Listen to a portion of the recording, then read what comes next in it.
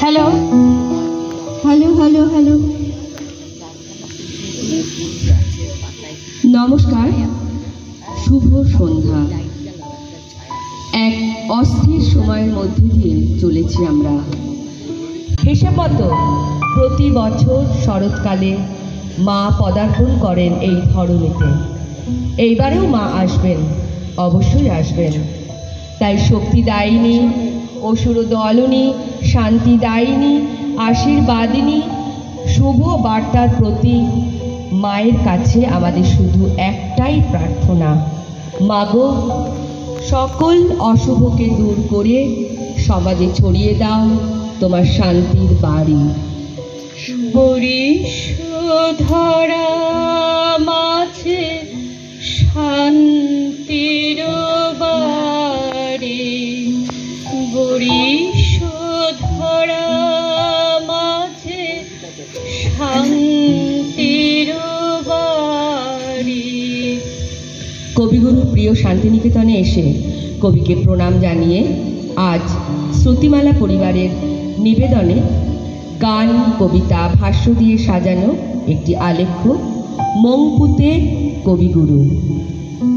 অন্তর মম বিকশিত কর, অন্তর তর হে নির্মল কর, উজ্জ্বল কর, সুন্দর কর হে, জাগ্রত কর, উদ্যত কর, নির্ভয় কর হে, মঙ্গল কর, নিরালস নিঃসংশয় কর হে, অন্তর মম বিকশিত কর, অন্তর তর হে, যুক্ত কর হে সবার সঙ্গে, মুক্ত কর হে বন্ধ, সঞ্চার কর সকল কর্মে, শান্ত তোমার ছন্দ, চরণ পদ্মে মম চিত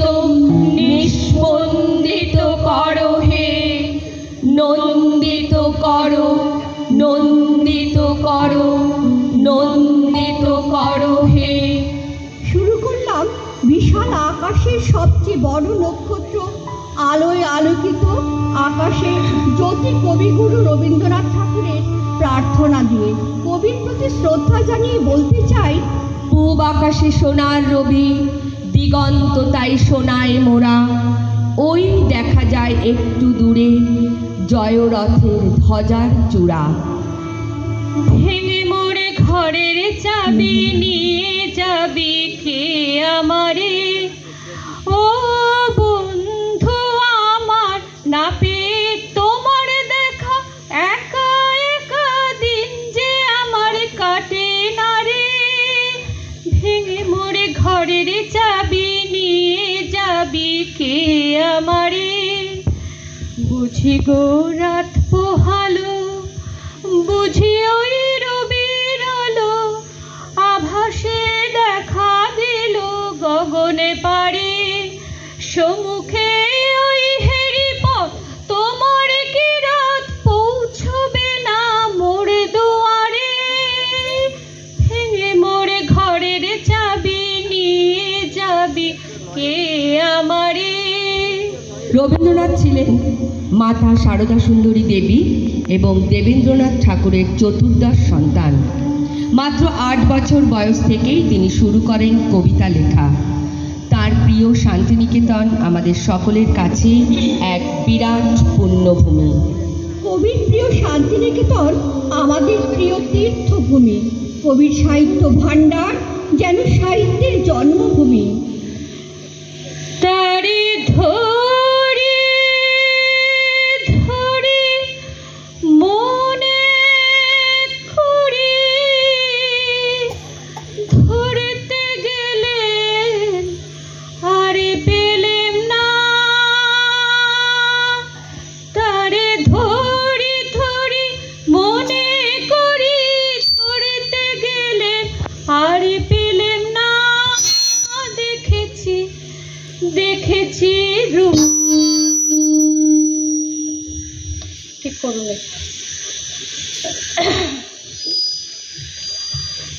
তারে ধরি ধরি মনে করি ধরতে গেলেন আরে পেলেম না।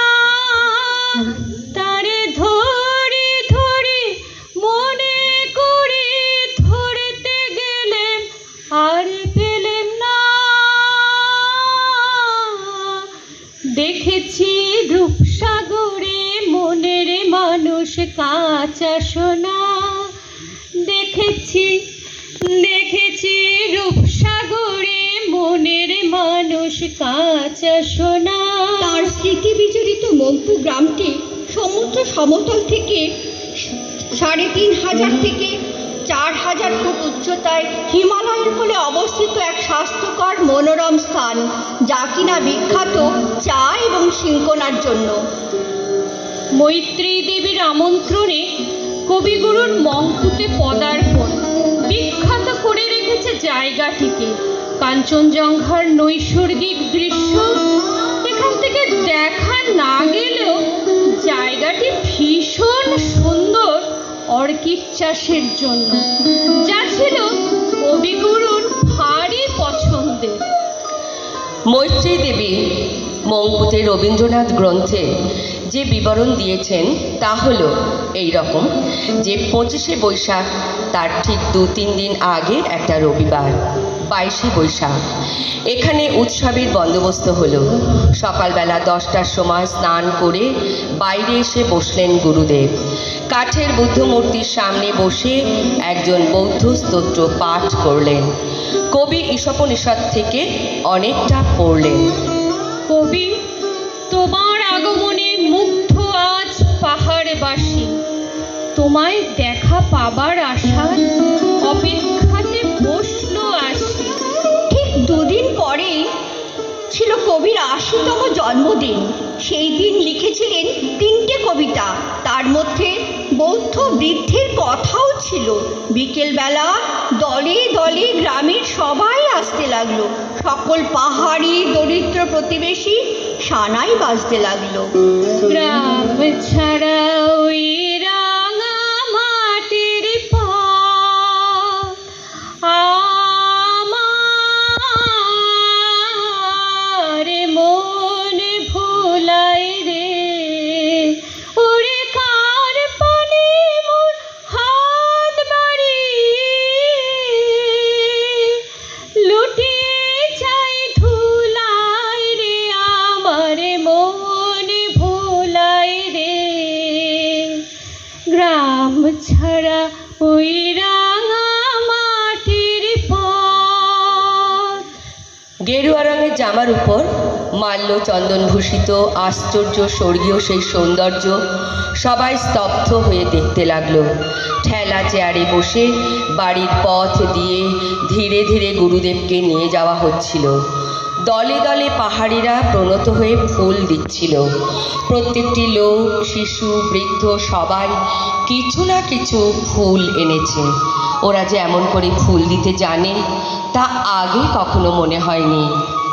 নিত্য তোমার যে ফুল ফোটে ফুল বনে, তারি মধু কেন মন মধু পে খাও না। নিত্য তোমার যে ফুল ফোটে ফুল বনে, নিত্য সভা বসে তোমার প্রাঙ্গণে। তোমার ভৃত্যের সেই সভায় কেন গাও না। নিত্য তোমার যে ফুল ফোটে ফুল বনে। বিখ্যাত উপন্যাস নহন্যতের রচয়িতা, কবি এবং ঔপন্যাসিক মৈত্রেয়ী দেবীর আমন্ত্রণে জীবনের শেষ কটা দিন গুরুদেব কাটিয়েছিলেন মনোরম মঙ্কুতে।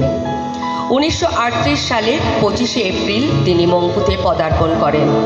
যে বাড়িটিতে রবীন্দ্রনাথ বসবাস করেছিলেন তা ছিল মৈত্রেয়ী দেবীর স্বামী ডক্টর মনমোহন সেনের বাংলো, যা তিনি পেয়েছিলেন কুইনান ফ্যাক্টরির অধিকর্তা হবার সুবাদে।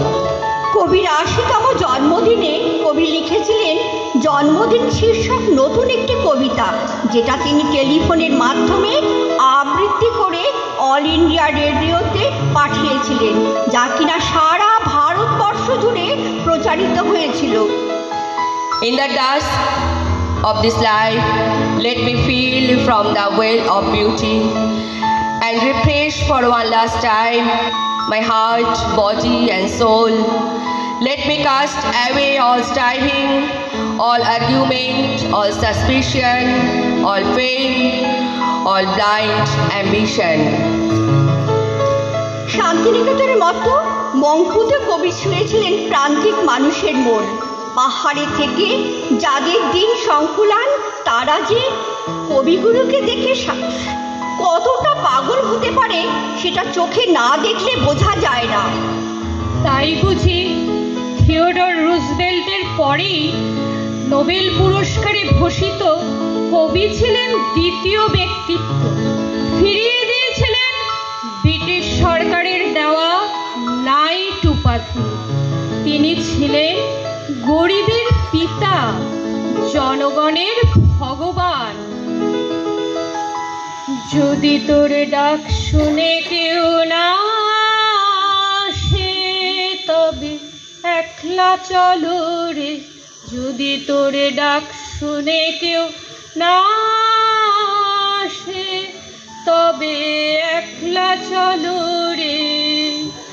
তবে একলা চলো, একলা চলো, একলা চলো, একলা চলো রে। যদি তোরে ডাক শুনে কেউ না আসে, তবে সেই সময় সুতিমালা পরিবারের প্রধানা শ্রীমতী অসীমা সরকারের নিজস্ব কলমে ও নির্দেশনায় গান, কবিতা, ভাষ্য দিয়ে সাজানো আলেখ্য মঙ্কুতে কবিগুরু। অংশগ্রহণে পরিবার প্রধানা শ্রীমতী অসীমা সরকার নমস্কার, সুমনা গোস্বামী নমস্কার, এবং আমি চন্দনা সান্যাল নমস্কার। নমস্কার, ধন্যবাদ। ভালো থাকবেন সকলে। আবার দেখা হবে। অপেক্ষায় থাকি এক সুস্থ সমাজ এবং সুন্দর সকালে। আবহদের সুন্দর সহযোগিতার জন্য সমরদাকে জানাই বিশেষ কৃতজ্ঞতা। শুভরাত্রি।